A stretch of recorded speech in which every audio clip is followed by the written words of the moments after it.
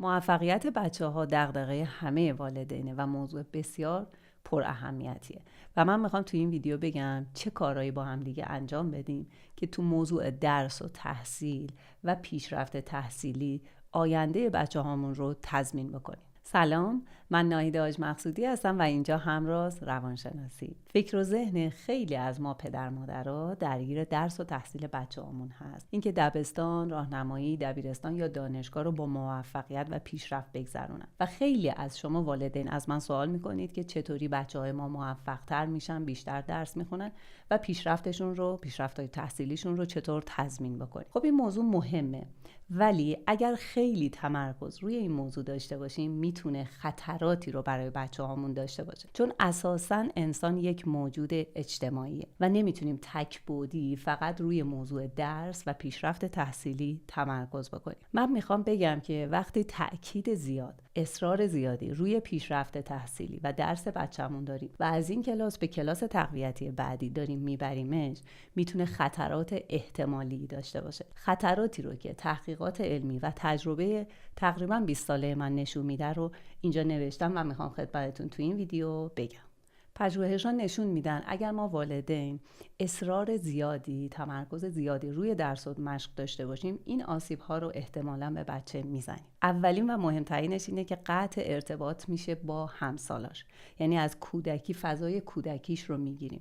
با همسالاش باید وقت بگذرونه، بازی بکنه، در صورتی که ما داریم از کلاس‌های متعدد اون بچه رو در حال رفت و آمدش هستیم. از کلاس موسیقی یا کلاس‌های درسی، تقویتی، ریاضی، علوم، مفاهیم مختلف رو داریم درگیرش میکنیم و از فضای کودکی و ارتباط با همسالاش که میتونه کلی چیز یاد بگیره، مهارت‌های خوب یاد بگیره، ما داریم این بچه رو محروم میکنیم. اتفاق بعدی بار روانی و استرسی هستش که معمولاً تو این فضا به بچه‌ها وارد میشه. وقتی که ما فشار تحصیلی روی بچه‌ها میذاریم، بار موفقیت و پیشرفت تحصیلی از کودکی روی شونه بچه‌ها هست و این همراه با استرسه.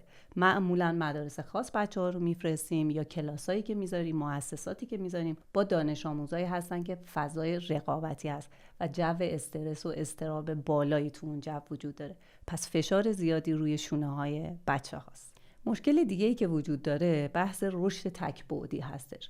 انسان یه موجود اجتماعی هست و بعدهای مختلفی داره. وقتی میگیم به یه انسان موفق، فقط موضوع تحصیلی نیستش. یعنی مهارت‌های اجتماعی هم داره. یعنی میتونه دوست پیدا بکنه، میتونه حل مسئله بکنه، کمی کنترل خشم، کنترل استرس و مهارت‌های ارتباطیش خوب هست. اینا رو در یه حد میانگینی داره. نه اینکه فقط تمرکز و فوکسش روی درس و تحصیل و پیشرفت تحصیلی بوده. و معمولاً وقتی که ما خیلی بچه‌ها رو تو فضای درس و تحصیل و پیشرفت درسی میذاریم، از این مهارت‌ها جا میمونن.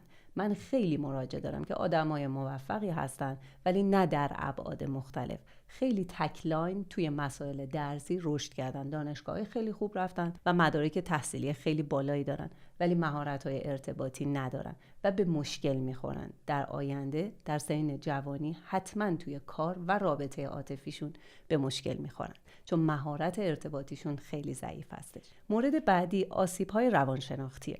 ببینید وقتی ما سبک زندگیمون جوری هست که استرس و اضطراب بوده از کودکی و نوجوانی به خاطر مسائل درسی و جو رقابتی و موضوع تکلاین بودن ما هست، یعنی مهارت‌های اجتماعی رو نداریم، حتما دچار یه سری از آسیب‌های روانشناختی میشیم. حالا این آسیب میتونه کوچیک باشه و در حد یه اضطراب یا استرس مزمن باشه، میتونه بزرگتر بشه حتی و تبدیل به اختلالات روانی بشه، یعنی تبدیل بشیم به یک شخصیت ضد اجتماعی. به عنوان مثال عرض کردم. مورد بعدی خطر فرسودگی در نوجوانی یا جوانی هستش. بچه‌ای که داره سالها درس میخونه، اونم با فشار زیاد و رقابت زیاد، حتما توی نوجوانی یا جوانی خسته میشه از این درس خوندن. البته حتما که عرض کردم در مورد تعداد زیادی از بچه‌ها، هم تو مراجعینم میبینم هم تحقیقات این رو نشون میده، یه جایی دچار خستگی و فرسودگی میشن، چون فشار روانی زیادی روی این بچه‌ها هست و تعدادیشون هم بحث IQ و EQ رو اگه بخوایم در نظر بگیریم، ما داریم فشار زیادی به اونها میاریم. یعنی بهره هوشیش اجازه این فشار رو میده، ولی بعضی از بچه‌ها اصلا اجازه اندازه این فشار رو هم ما نداریم که به اونا بیاریم. اینجا دیگه اوضاع خیلی بدتر هست و بچه‌ها زودتر دچار این فرسودگی و خستگی توی کار و درس و دانشگاه مسیر موفقیتشون میشن. و مورد بعدی اینه که ذهنشون مدام درگیر مقایسه است. یعنی سالهاست که درس و تحصیل تموم شده، وارد کار شدن، آدمای احتمالاً موفقی هستن توی کارشون، ولی مدام ذهنشون داره مقایسه میکنه. حالا دلیلش اینه که یا ما اونها رو مقایسه کردیم با بچهای دور و برشون، بچهای موفق، یا چون تو جو رقابتی تحصیل بودن سالها، مغز هم که خودش کارش مقایسه کردنه، اینها هم مدام خودشون رو مقایسه کردن. پس الان دیگه سیستم مغزیشون یاد گرفته با اینکه آدمای نسبتا موفقی تو کار و یه موفقیت‌های شغلی دارن، ولی باز دارن به اصطلاح هدف زدن ها، سقف هدف جدید فکر میکنن و هیچ وقت از اکنون و اون موفقیتی که دارن راضی نیستن. مغز مدام داره بهشون استرس میده و توی لوپی افتادن. قبل از اینکه بریم سراغ راهکارها، یه درخواستی داشتم و اونم اینه که اگه ویدیو رو تا اینجا دوست داشتید لایک کنید. هر ویدیویی که لایک بیشتری بگیره و افراد بیشتری نشون داده میشه، اینطوری هم از ما حمایت میکنید، هم شاید این ویدیو برای کسی مفید باشه. و اینکه میتونید پیج ما رو در اینستاگرام به آیدی همراز.روانشناسی دنبال بکنید. اونم محتوای جالب و متفاوتی داره. و اما راهکارها خیلی ساده است. حواسمون باشه انسان یک موجود چند بعدی هست. پس برای رشدش، برای پیشرفتش باید به جوانب مختلف توجه داشته باشیم. نباید تک لاین روی ورزش، روی موسیقی، روی درس یا هر چیز دیگه‌ای فوکس داشته باشیم. خوبه که به همه هیته ها و لاین های رشدی انسان توجه بکنیم.